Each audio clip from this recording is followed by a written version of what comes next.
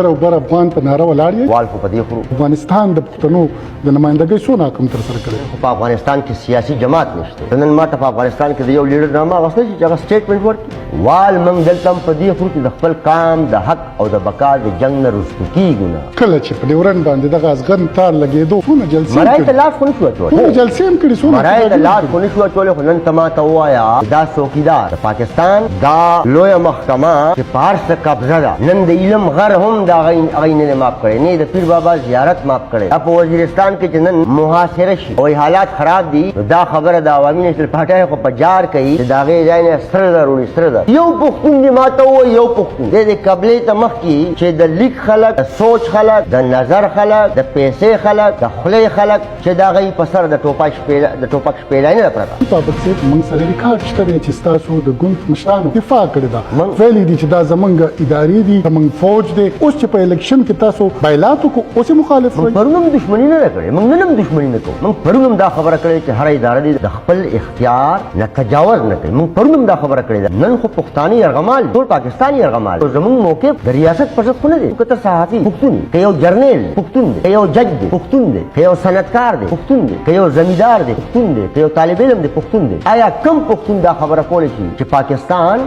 د پښتون سر او مال له تحفظ ورکړو دې جواب پاکستان سره نشته نو دې جواب بیا د پاکستان هغه سہولتکارو سره هم نشته دا که د سیاسي جماعتونو په شکل کې دی او دا که د عدالت په شکل کې دی او دا که د صحافت په شکل کې دی چې د چا جنګ کوو هغه موږ سره په جنګ دی داسې په جنګ نه دی د دښمنۍ په نیت په جنګ دی تاسو پنځه شپږ پامپرس ګوندونه چې په خپلو کې یو نه شوئ د پښتنو نه په کومه خوله ګیله کولی شئ دا جواز نه دا دومره لویه خبره نه ده موږ له نه راکې معموس خان لري ورکړي کنه شپږ د مهاجرو ډلې نشته او شپږ د پښتنو ډلې شته دا دومره لویه خبره نه ده دا لویه خبره ده چې غم د ټولو پښتنو شریک زه په ذاتي توګه یوه ګیله د خپل کام نه کوم او دا په دې شکل چې ملنډې کوي الزامونه لګوي پیغورونه راکوي شاغوتونه راکوي خو دا نه وایي چې د اے این پي دا پالیسي چې دا د کام په حق کې نه ده داسې پکار ده یا دای د کام په حق کې ده یعنی نه تنقید کوي او نه تجویز راکوي صرف کنځل کوي او جنگ ته بړې راخلي زمونږ کارکن د باچا خانه کارکن دی چې د کنځلو په جواب کې کنځل کوي دی چې سپک سپور کوي دا به باچا خانه نه د نوي کل زلمي پیغلې د باچا خان د فلسفې سره واقف دي دی طالب علمانو ته هر سهار په دې نصاب کې دروغ تاریخ وایي دروغ د سماج نه لرې وساتو د اقتصاد نه لرې وساتو د معاشرت نه لرې وساتو د مور ژبه یې ترې اخیستې ده تاریخ ورته نه پړاوئ او د ون وی آر دا در په مخصوص او په غیر مخصوص انداز چې د کام سره د مینې د خاورې سره د مینې اشارتن هم په یو ځای کې کو پیراګراف وي یا خاکه وي یا ډرامه وي یا پویټري وي یا سندره وي یا هر هغه میسج ذریعه وي نو د هغې نه یې لرې ساتي نو چې ریاست په کام باندې دا کار کوي بیا صحافت ته وګوره بیا عدالت ته وګوره بیا پارلیمان ته وګوره او بیا په دې ملک کې سیاست ته وګوره بابک صاحب د هرې ناکامۍ پلار تاسو په اسټابلیشمنټ پر اړوئ دغه اسټابلیشمنټ ظاهره که موږ ګورو د پی ټي آی مخالف دی خو د پی ټي آی د خلکو د وټونو مخه نشي نیولی تاسو کیسه ولې بدلوئ موږ کیسه خو بدله ځکه ده چې موږ امن او ترقۍ پورې نښتي زموږ سیاست امن او ترقي ده اوس عمران خان او اسټابلیشمنټ عمران خان نواز شریف او اسټابلیشمنټ مذهبي ګوندونه او اسټابلیشمنټ دا د یوې کشتۍ سواره دي ګوره دا مخامخ جګړې دا جګړې ظاهره خبره ده دا چل خو د یتیم مال ته دی پښتانه خو هغوی یتیمانان هم ګڼي پښتانه هغوی د پښتنو مالداري چې ده دا خو ریاست د کونډې مال ګڼي د دې پښتونخوا د ټول نه لویه مسله یا د پښتنو د ټول نه لویه مسله امن دی امن په لکونو پښتانه چې مسافر دي دا د بدامنۍ په وجه په لکونو کورنۍ چې کډوال دي دا د دې بدامنۍ په وجه لکونو پښتانه چې بې هنره دي دا د دې بدامنۍ په وجه په لکونو پښتانه چې د تعلیم د سهولت نه یا د صحت د علاج د سهولت نه محرومه دي دا د بدامنۍ په وجه یا نن زه تپوس کوم په لکونو پښتانه مسافر دي یو مسافر په دې خبره سوچ کوي چې زه ولې مسافر یم نو هغه هم موږ ګناهګار یو تضاد هم ستاسو په سیاست کې ډیر واضح دی. مثلا تاسو د امن خبره کوئ خو پرون چې په لکونو پښتانه د پی ټی ایم په شکل کې د امن د پاره راولاړ شول لومبه حق په تاسو کو چې کنټینر بلچا ورکړه دی د بلچا د غرضونو د پاره راوچت شوی دي الان کې اغي کې خلکو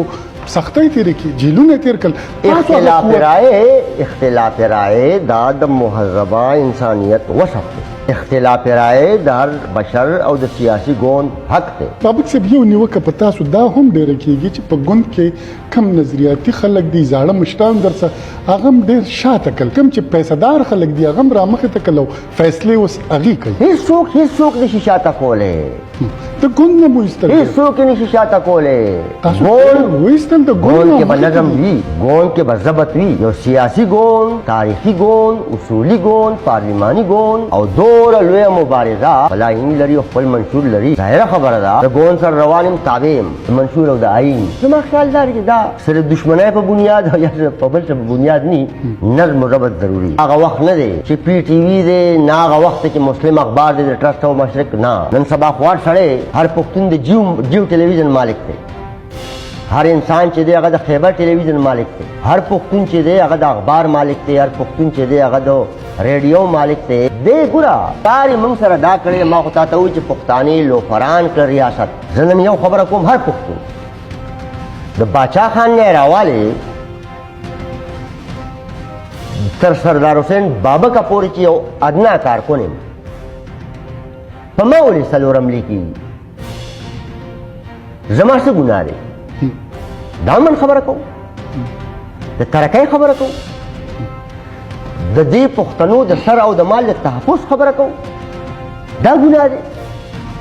هر ریاست دغه درجه د مور او پلار وي نو چې مور او پلار دی لوپر کوي چې مور او پلار دی جوارګر کوي چې مور او پلار دی بیزاره کوي او مور او پلار دی جاهل جوړي او بیروزګار او بے هنر جوړي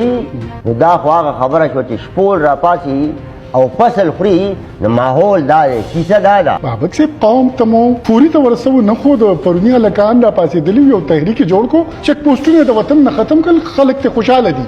تاسو په دونه موده کې داوی کوي سل کاله مشرف کړه یو د یونیورسيټونو بغیر تاسو څه وکړل؟ خوشاله یو خدا خلکو خبره کوي چې ته منظور خبره کوي کنه زه ورته منظور جان و ته د منظور خبره کوي زه ورته منظور جان و. دا عمران خان چې په درېمه پیروانی حکومت ته دل د خدای د همت ورکړي اسد کیسر صاحب د سوابای دی هغه قومي اسمبلی کې صوبه کې حکومت ته په کار دی چې په اسلام آباد کې احتجاج وکړي دا غسلورنیم زرو میگاواټو بجلی تپوسو کې منګ ورته تانی غو شاباش بوایو. دلته د پښتنو نمائندگان تاسو موږ خو نمائندگان وې نو موږ د پارلیمان کې نه شوي کنه ولې مو دغه خلک نه خوښوي؟ ځوانان وایي چې موږ عمران خان سره یا لکه ټول عمر ورسره لویه خبره دا ده چې عمران خان به پښتنو سره مینه سره کوي. سوال دا نه دی چې پښتانه موږ له ووټ نه راکوي.